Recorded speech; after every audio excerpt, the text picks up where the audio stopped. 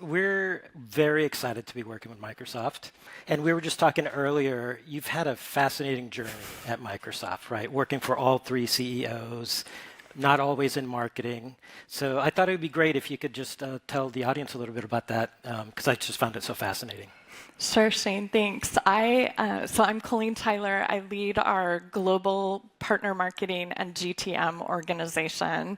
I have been at Microsoft for decades, but have had the opportunity to work in a variety of marketing roles and haven't had to leave the company. So I feel very blessed. So I think to say Microsoft has a large channel marketing program is probably the biggest understatement of the day. Yeah, so we have over 500,000 partners in every country in the world. And most recently, we decided that in our small and mid-market business, so IDC estimates that business to be about $777 billion opportunity serving about 400 million customers. And so we made the decision that that business will be all through partner. So huge opportunity for us as well as our partner ecosystem to go serve those small and mid-sized customers. My team also has accountability on the enterprise side. So we work with our largest software development companies, our ISVs, as well as the GSIs. No shortage of opportunity. Yeah, I was pretty floored when I heard about that scale.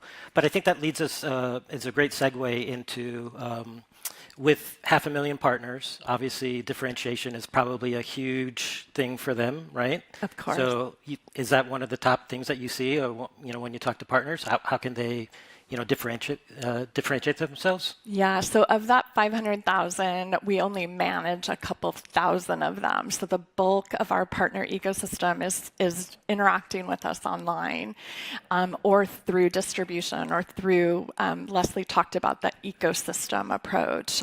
So we have noticed in scaling or our content, we want our product message to hold true, and we want the value of what those partners are bringing to our customers to shine. And so how do we do that at scale online? We have historically chosen to build our own system, and it is archaic, and that's where we had the opportunity to meet you, and I'm very excited about what we're bringing to market. Great. Yeah, so we've seen from our data, and we have the slide up here, 9 out of 10 partners, they're looking for highly customized, personalized information and content just for themselves, right? So these partners, they're not coming to a system. It's not like they're, using Excel or something where everybody does the same thing, with just slightly different numbers. The system that they're looking for has to be highly personalized. They're there for a specific reason, right? And their time is valuable. They're there. They know what they need to get done, and they want to try to get it done as quickly as possible and get out. So to us, that was a huge opportunity. I mean, 9 out of 10, it might as well be 100% of partners, right, at that point. Yeah. So, and as Daniel mentioned, before we started building structured AI, which you'll see here in a few minutes, we've had other AI products in our current product, and we've had customers using those. And that's given us a huge opportunity to understand what partners are looking for and asking for. We've been looking at the data. I think the panel that was here before us, several people talked about, you almost get to read partners' minds, right? Because they're actually telling you what they're looking for and what they want. And even when they don't find what they want, you can see some of their frustrations because some of them, they can sometimes take it out on the computer. But it's a wealth of information, and I think personally, and we think at Structured, this is one of the biggest opportunities there is in terms of giving partners what they want. So, as I mentioned, we've been looking at the data, and I'll click through here, and I don't think it's any secret to you folks that the partners they're desperate for really targeted information, and their time is valuable, I think from a vendor perspective, you also want to make sure that the information they get is sort of vendor approved and it's going to be the most effective thing that they need to do, right? So obviously having controls over that and being able to oversee that is a big piece of what you guys look at from a marketing perspective, right?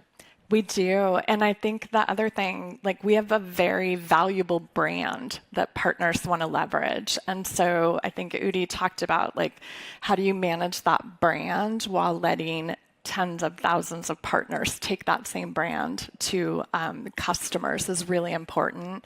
We have thousands of product managers across probably thousands of products that want to make sure their message is up to date and accurate and in the hands of our partners. So all of those things coming together, and nobody has any more time in their day. So it is critical that we figure out how to do this at scale.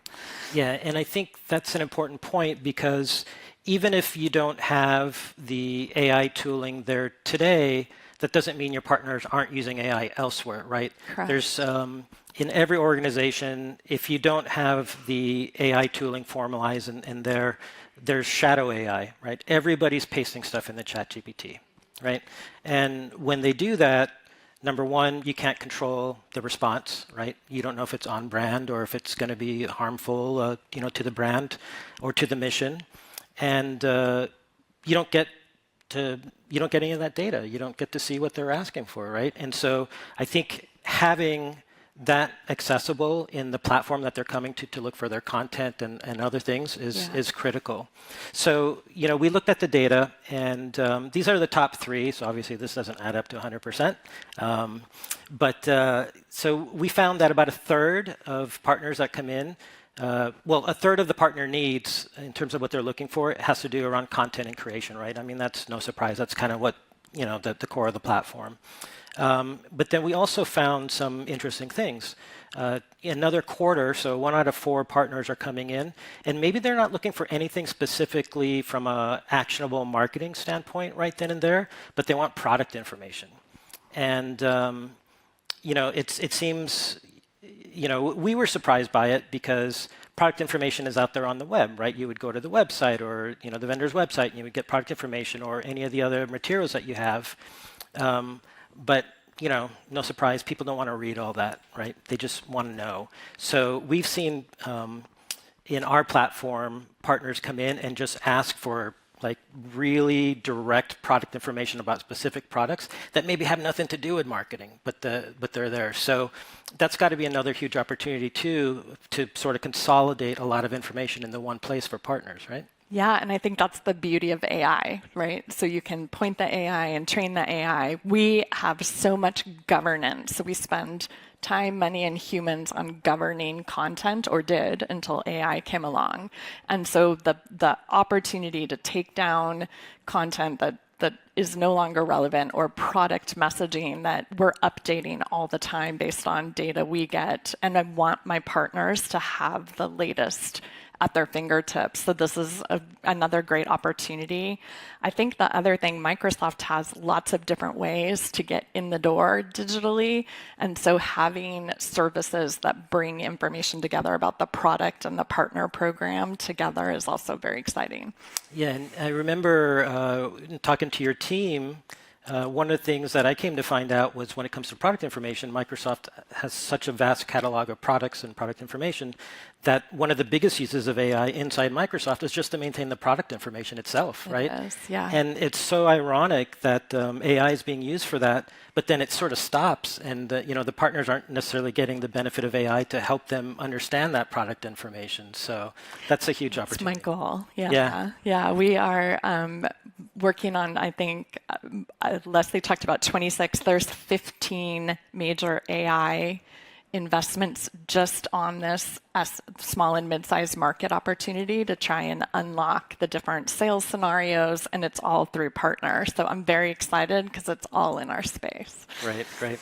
And the third, which I think is also very important, and it was eye-opening for us, is people, partners, they sometimes just need the very basic. And I think, Joanne, you mentioned it here in the panel, right? Sometimes they're just looking for who do I contact, or, I just need some information about this benefit, or, what's your policy on X? Super simple information that you would think would be out there, but, without an assistant to help them find that, they're going to have to spend time searching for it. So, 1 out of 10, I think, is just the low-hanging fruit. that, and I think that's a huge part of partner engagement too, right? They come to your platform, obviously they're looking for content and product information, but if they ask a simple question and they don't get a simple answer, they're gone, right? So that, the value of that has diminished for them quite a bit.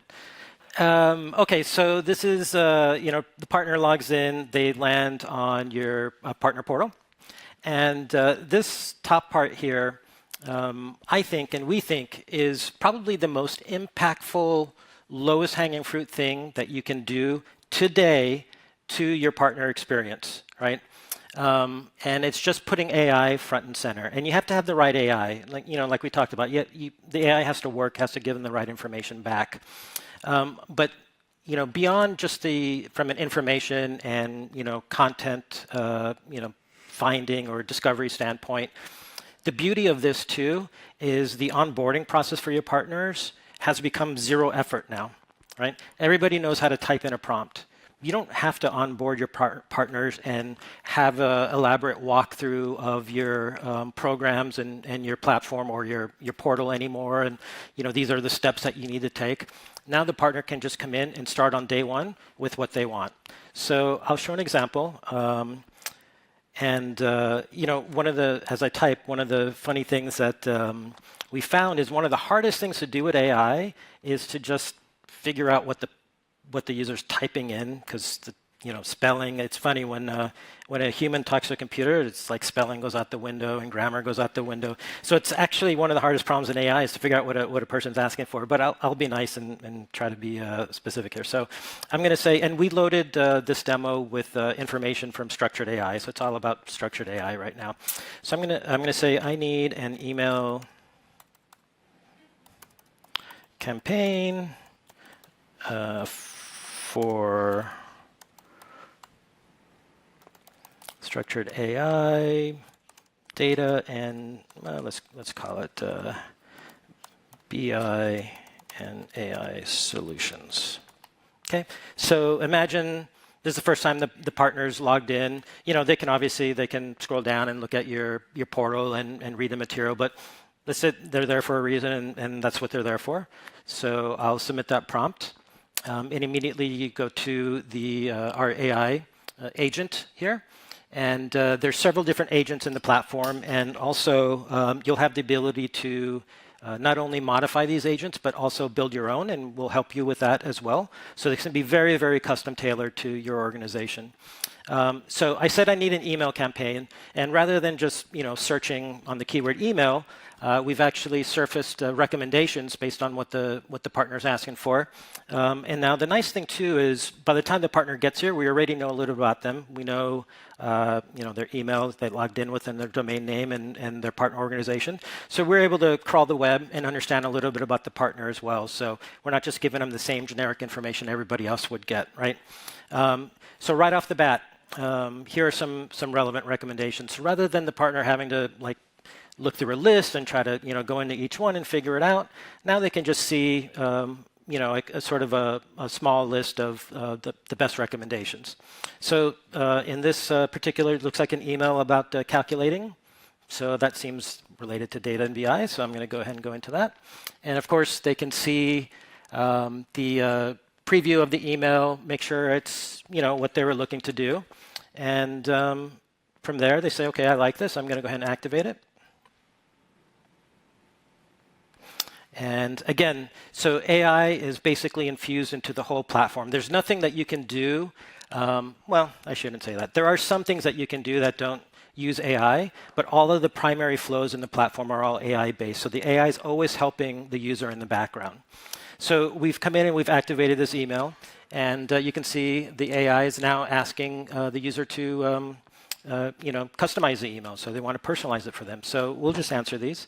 Name a few product features you'd like to highlight. So I'm going to say, let's call it performance, reliability. And since it's data, we also want to make sure that we're talking about GDPR and SOC 2. OK. List any additional reference information. I don't have any, so I'm just going to skip that. What industry should this cater to? So let's say, going back to Daniel, the CEO's roots here, let's do telecom, because I know that's where he got to start. Feel free to add any additional instructions. This might be a little, maybe not the best messaging for telecom, since they're pretty enterprise focused, but let's say make it fun.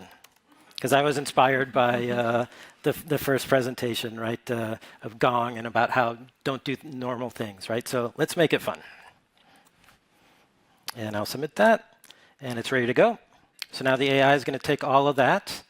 And by the way, these questions are things that you can, based on the campaign or the asset that you have in the system, you can configure the AI to ask the question. So you can get it very tailored to like the specific message that you want to get across with your campaign, so the partners get that message across.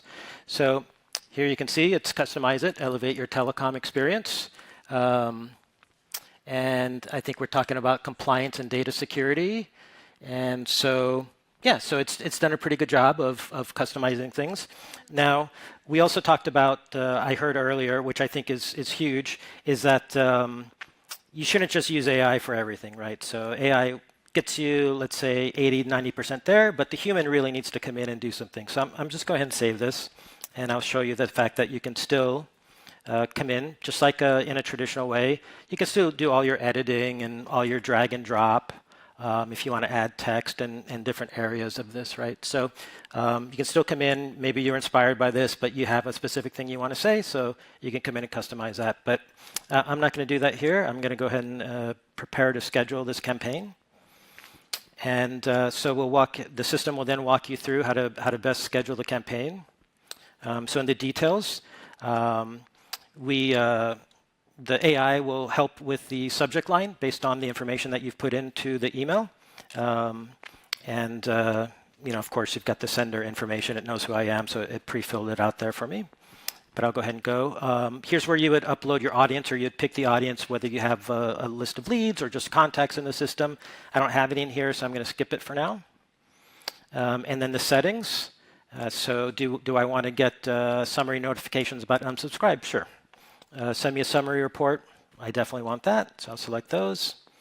And then the final step here is the workflow. So when do you want to send this email? I'm going to go ahead and say let's send it now. Basically, we're in New York, so I'll pick Eastern time zone. And we only have one email in here, but if this were a full campaign, you would see the list and the order, and you can drag and drop the order of which you want things to go out. You can put pauses in between there, when the follow-up should happen and so forth. But I'm going to go ahead and say I'm sending it today, and let's see, I'm going to send it in the evening today, so at 5:15 p.m. I don't know why you would do that in a normal situation, but it works for today. So we'll go ahead and let you do that, and then you schedule it, and you're basically done. So what we've done is the partners come in, they've asked one question, they've gotten an email asset or a campaign that's ready to use, they've customized it, and they've scheduled it to send, and they've done that in 5 minutes without knowing anything about the platform. They didn't have to be trained on anything to do that, right? So that's very powerful. But beyond that, so in the information that we showed earlier, so the other aspect of what partners are looking for is just general guidance and information, right? So maybe they want to say, what are some messaging points for risk averse, let's jump in, oops, yep, healthcare buyers.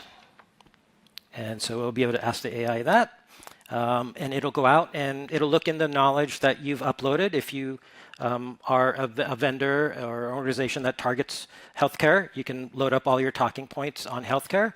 If not, the AI can go out and look at resources on the web. You control all of that. So if you don't want it going out and plucking stuff off the web, you can tell it not to do that. But in this case, it's come back and it's been able to tell me I should emphasize safety and reliability, showcase proven outcomes, long-term decision process, cost management, all of those things. And so you can see how the conversation can happen between the partner and the AI. And by the way, again, we talked about the fact that you're in a report, you're going to get to see everything that everybody's typing in and what the responses are. And you also get the thumbs up, thumbs down feedback, depending on how accurate the response was or how much they like it. So that's another huge part. So if any of you have worked in product or product development or product management, you probably know that making something simple is the hardest thing you can do, right? To make it simple, it takes a lot of work and it's very hard.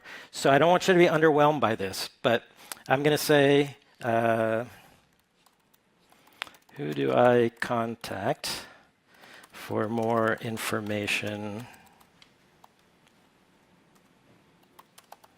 about Structure.ai's platform?